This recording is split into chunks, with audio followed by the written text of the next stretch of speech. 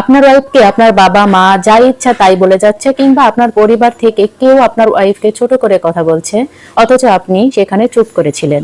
Married লাইফে এর সবচেয়ে বড় শত্রু হচ্ছে যখন আপনার কথা বলা উচিত তখন চুপ করে থাকা। চুপ করে থাকা সবসময় নিরপেক্ষতা না। চুপ করে থাকা মানে যা ঘটছে তা অ্যাক্টিভলি না হলেও প্যাসিভলি সেই ঘটনাতে সম্মতি দেওয়া কিংবা মেনে নেওয়া। আমাদের দেশে বিয়ের পর ছেলেদেরকে বাড়ি ছেড়ে আসতে হয় না। বাড়ি ছেড়ে, আজীবনের ঠিকানা ছেড়ে, চিরচেনা মানুষ ছেড়ে, আপনজনের গন্ধ ছেড়ে এবং নিশ্চিত একটা পরিবেশ ছেড়ে নারীদেরকে আসতে হয় পুরুষের ঘরে। এটাই একটা মানুষের জন্য অনেক বড় স্যাক্রিফাইস।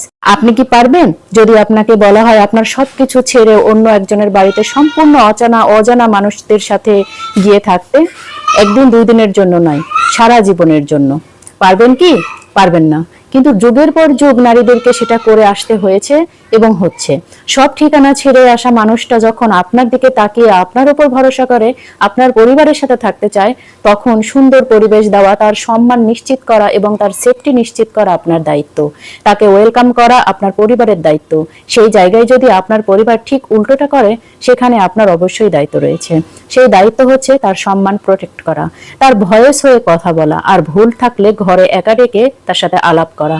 কিন্তু আপনারা পুরো পরিবারের সামনে তাকে বকাঝকা করা কিংবা ছোট করা কিংবা ভুল ধরার মতন অন্যায় আর হয় না। কারণ এই মানুষটা শুধু আপনার দিকে তাকিয়ে এই অচেনা পরিবেশে খাপ খাইয়ে নেওয়ার চেষ্টা করছে। তার মানে এই নয় যে আপনাকে অন্যায়ের পক্ষে থাকতে হবে। আপনার ওয়াইফ যদি অন্যায় করে, সেটা আপনি তাকে একান্তে ডেকে সংশোধন করে দিতে পারেন। তেমনি আপনার পরিবার যদি অন্যায় করে, সেক্ষেত্রে আপনার প্রতিবাদ করা উচিত।